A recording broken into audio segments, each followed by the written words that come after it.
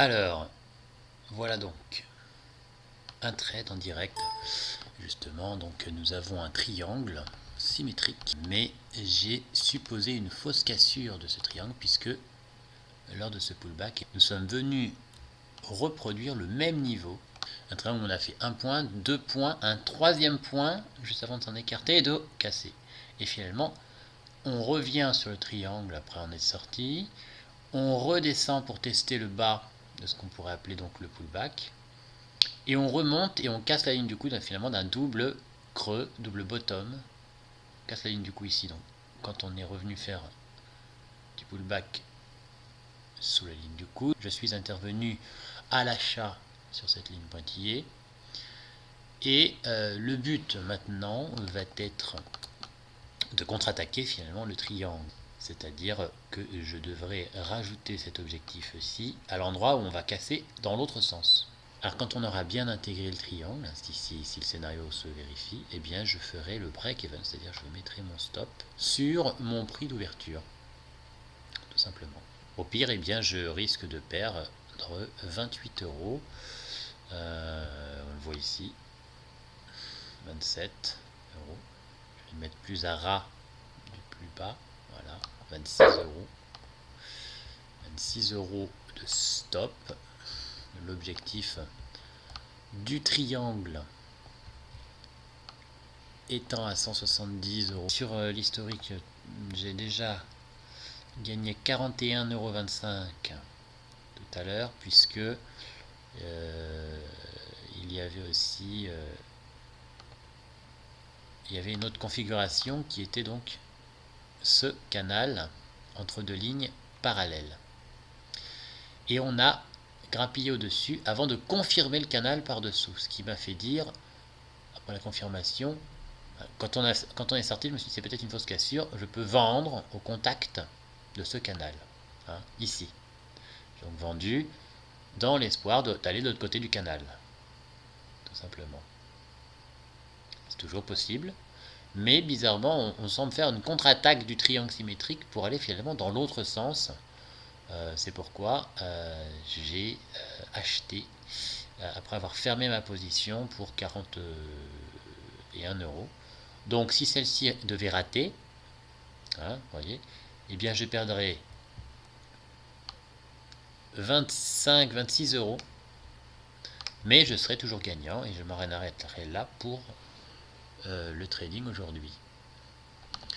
Donc on va voir si ce triangle contrecarre cette idée et si finalement on va casser le canal à la hausse. Là est la question. On verra, donc il va falloir patienter. Et puis il y a toujours l'idée de rebondir sur ce canal rouge et d'aller de l'autre côté. Alors j'ai regardé tout de même d'autres courbes, hein, comme l'Eurostoxx 50, où on est aussi dans un petit canal. On n'a pas cassé à la hausse par contre. Et on revient par-dessus. Il y a un potentiel effectivement de rebond sur le bas du support de ce canal qui est parallèle. L'Eurostoxx 50 qui est corrélé avec le DAX. Voilà, on en est à... On est sous le prix d'achat, donc perte. Enfin, il faut tenir l'idée. Dans le trading, hein, il faut vraiment tenir son idée jusqu'au bout. C'est pas parce qu'on est un petit peu en gain qu'il faut fermer. Il faut aller jusqu'à l'objectif choisi. Enfin, c'est ce que moi je pense. Mais ce n'est pas ce que tout le monde fera. Si je choisis un objectif, je dois m'y tenir quoi qu'il arrive. Même si pour cela, eh bien, je dois perdre ce que j'ai prévu, c'est-à-dire mon stop. Là, je risque 26 € pour en gagner 176. Moi, j'ai choisi l'objectif du triangle, qu'il faudra repositionner d'ailleurs. Et dans cette idée, il ne faut pas oublier qu'un deuxième objectif, c'est la parallèle au support. Mais on voit que celle-ci sera rencontrée bien plus tard. Et que le premier objectif, quoi qu'il arrive, qui pourrait être trouvé, eh bien, c'est bien celui-ci, là, vous voyez. C'est-à-dire l'objectif du triangle que j'ai pris en prenant la hauteur de la première oscillation. On est re-rentré quand même dans le triangle. Donc à ce moment-là, moi, j'attendrai qu'on casse éventuellement ce triangle, ça serait bien pour ma position, pour positionner l'objectif. Alors on a atteint aussi un autre niveau qui est un point d'entrée baissier. J'avais prévu donc à 11 378.4, on semble avoir touché, point d'entrée baissier, mais que je n'aurais fait que si nous n'avions pas fait cette contre-attaque du triangle mauve. Dont la parallèle était aussi finalement permettait de voir un drapeau avec un objectif baissier. Mais voilà, on réintègre le triangle mauve, on verra mieux ici. Donc maintenant, ça serait bien pour ma position que l'on casse ce triangle, et puis étant donné que nous avons bien tout de même réintégré le triangle, je vais faire le break-even en mettant mon stop sur mon point d'entrée. C'est-à-dire je suis rentré très exactement à 11 366.0. 11 366.0. Et j'y mets donc... Voilà, j'ai rehaussé, on voit la ligne bleue pointillée qui a été rehaussée là. Et on casse le triangle symétrique dans la foulée, scénario qui semble se confirmer donc. Puis il y a toujours ce problème du canal qu'on pourrait reconfirmer pour repartir à la baisse. Et on va positionner plus précisément l'objectif. On va mettre l'objectif, hop. Voilà, donc on tente de casser ce triangle à la hausse cette fois-ci. Eh bien, il y a des possibilités d'aller à cet objectif. On va voir ce qui se passe sur l'Eurostoxx 50. Il en a rebondi non loin du support. Puis on a ce gap qui pourrait être rebouché ici sur l'Eurostoxx 50. Et le DAX qui pourrait en profiter sensiblement. Et c'est ce que j'espère suite à ce trade qui, ma foi, est maintenant soit gagnant, soit rien perdu. Si je le laisse rehausser un peu le stop, voilà, donc je serai gagnant 2 euros si ça s'écroulait. Alors on aura eu un piège au-dessus, un piège en dessous, on repasse au-dessus. Va-t-on encore avoir un piège au-dessus? C'est vrai que c'est un triangle en minute, il y a plus de bruit.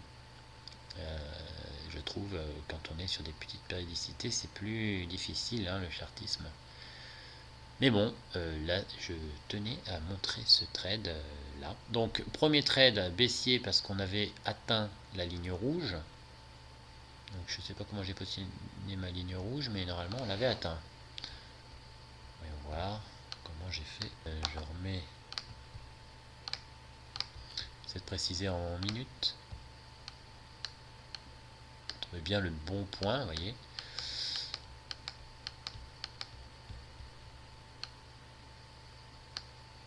Bien prendre le temps de faire ça parce que c'est en minutes qu'il faut la précision que je veux. Voilà, donc on était venu confirmer la ligne, empiéter au-dessus, la reconfirmer. Là j'avais joué la baisse, j'ai pris 40 euros.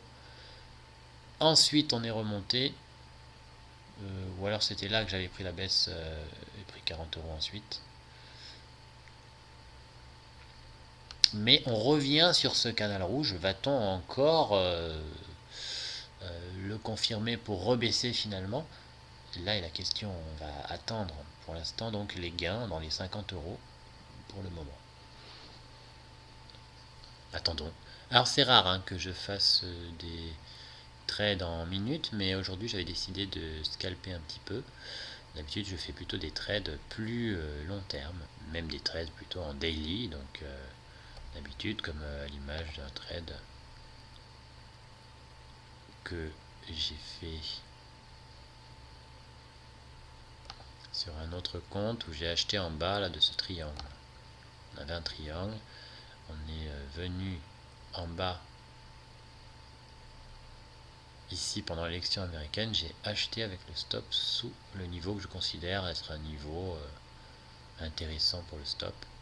J'ai acheté là, hop, et ça monte encore sur un autre compte. Donc c'est vraiment un trade long puisque c'est en daily. Mais j'ai pas fait sur ce compte. Voilà, on retouche le canal rouge. Va-t-on franchir ce canal rouge et ensuite va-t-on franchir le plus haut du triangle. Donc exemple de trade que je recherche encore, c'est sur des grands triangles comme ça. Vous voyez, des triangles 1 point, 2 points, 3 points. 1 point, 2 points, 3 points. 1 point, 2 points, 3 points, et on casse, et ensuite on est censé aller à un objectif baissier. Mais là j'avais anticipé qu'il y aurait plutôt une fausse cassure en dessous, donc je pense qu'il va y avoir une fausse cassure, même scénario que ce que je suis en train de faire, c'est-à-dire une fausse cassure, c'est-à-dire on casse, on revient sur le triangle, puis on fait le pullback et on n'arrive pas à confirmer le bas de du pullback ici, on n'arrive pas à confirmer le bas, voilà, et hop, on casse le sommet qui est entre deux creux. Donc souvent c'est qu'on va réintégrer le triangle, mais pas toujours, et ensuite seulement revenir de l'autre côté, éventuellement le casser, pour ensuite aller à l'objectif qu'il faudra positionner à l'endroit où on sera sorti. Vous voyez. Et bon, sur ce scénario là c'est différent, puisque en daily j'ai imaginé qu'il y aurait peut-être une épaule, tête, épaule, et que ce triangle va nous permettre justement de réaliser cette épaule tête épaule, de la casser, puis d'aller à son objectif plus tard, donc très longtemps après, quoi. Et là je n'ai pas fait ce trade, il est toujours faisable. Alors on franchit la ligne rouge, la question est maintenant, c'est que va-t-il se passer sur les plus hauts? On pourrait imaginer qu'arrivé sur les plus hauts, et bien finalement on retombe à l'intérieur du canal et on repasse de l'autre côté du canal. Moi, je tiens à mon triangle symétrique. J'y tiens, voilà, je veux garder ça comme idée.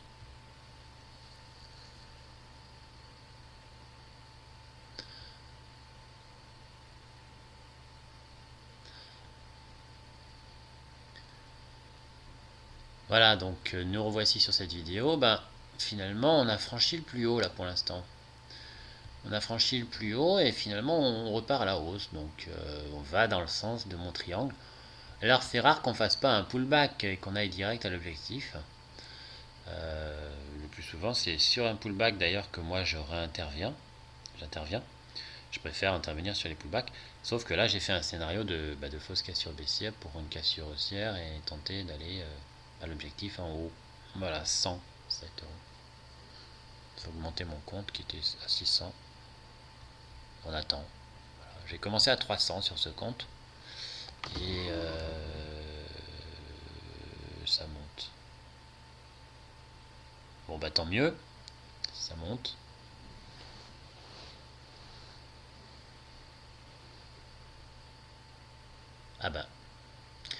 En tout cas, quoi qu'il arrive, maintenant les oscillations, eh bien, je n'en ai que faire finalement, puisqu'il me faut juste attendre. Et en attendant, je vais aller donc prendre un chocolat chaud, ça me fera du bien. Alors le trading, il faut que ce soit une activité zen, c'est-à-dire que on prévoit quelque chose, on respecte jusqu'au bout, on ne s'en inquiète pas. Enfin, c'est ma vision en tout cas.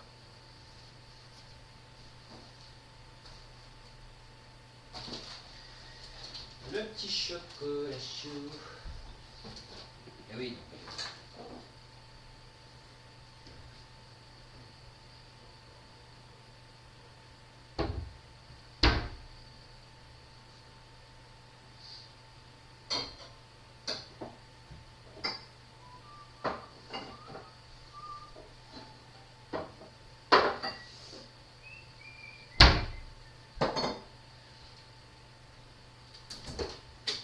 Continuons à attendre.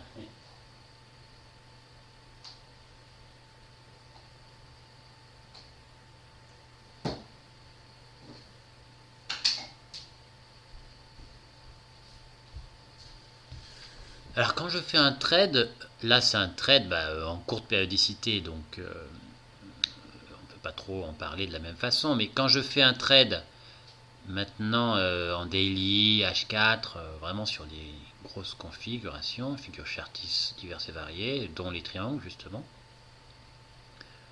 et bien une fois positionné, l'ordre que je mets souvent en avance, puisque j'aime bien pendant la cassure du triangle attendre un pullback, donc je mets un ordre différé pour acheter lors d'un retour sur ou dans le triangle. D'ailleurs, je préfère dans le triangle. Et j'attends que cet ordre soit activé, c'est-à-dire qu'il s'achète automatiquement. S'il est acheté automatiquement, effectivement, l'ordre en question, eh bien, j'attends. C'est-à-dire que du coup, j'aime avoir à quitter l'écran. Donc, souvent, je trouve une configuration avec un triangle qui a cassé, par exemple. Je mets mon ordre différé et j'attends quoi qu'il arrive. Je ferme même le logiciel, je n'ai plus besoin. Et puis, quelques jours plus tard, ou le soir, je regarde si on est allé d'un côté ou autre. Si on a déjà atteint l'objectif, j'enlève l'ordre différé pour pas me faire acheter après, puisque quand l'objectif est fait, je considère que c'est bon. Et si par contre on est venu me prendre et donc acheter la position avec le stop que je prévois à l'avance, hein, si on avait fait un pullback là et que j'étais pas encore rentré en position, qu'on avait fait un pullback, j'aurais acheté avec un stop en dessous de ce niveau. Et puis j'aurais attendu, quoi qu'il arrive, l'objectif que j'ai sélectionné. Vous voyez ? C'est comme ça que je fais, c'est-à-dire que finalement, je n'ai plus à m'en préoccuper. Je dois simplement attendre que l'objectif soit atteint ou que le stop soit atteint. Je prévois toujours un stop qui me permette de gagner au moins 5 fois, hein, généralement. Mais ça ne m'empêche pas de fermer des fois avant si je considère avoir compris un scénario différent. Par exemple, tout à l'heure, j'ai joué la baisse avec un stop au-dessus. Et finalement, j'ai fermé par là et je me suis dit, je sens trop la fausse cassure avant d'une cassure haussière. Je vais attendre, éventuellement réintervenir sur le pullback, mais voilà, là c'était un moment de réflexion un peu plus intense.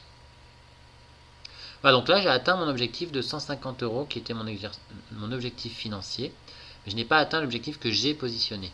Et mon objectif par rapport à mon compte, je considérais que c'était déjà pas mal là d'atteindre 150 €. Donc à partir de là, je sais que je peux fermer quand je veux.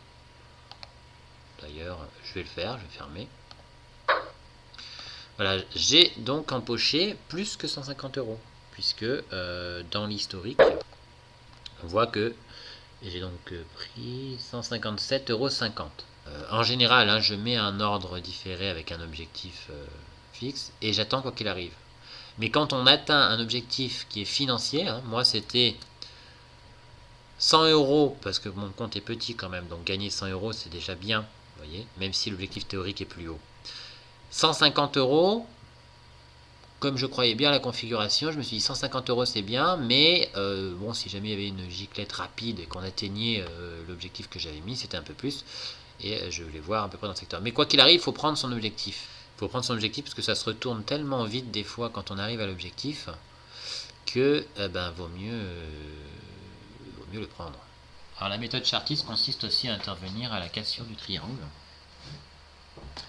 Donc, quand on sort ici, il y en a, ils vont acheter. Mais on a vu tout à l'heure que quand on avait 3 points, celui qui est intervenu là à l'achat parce qu'on est sorti du triangle, eh bien il s'est fait avoir, on a réintégré, reconfirmé la ligne, et paf, on est parti dans l'autre sens.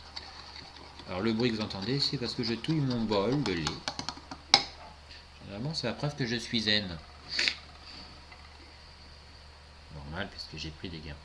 Alors, j'ai oublié de regarder que, en fait, on a un triangle qui est comme ça, mais comme on a réintégré, c'est vrai que, j'ai pas pensé, mais on peut mettre celle-ci en pointillé et faire la parallèle pour voir un objectif aussi. Et on voit qu'on a atteint l'objectif.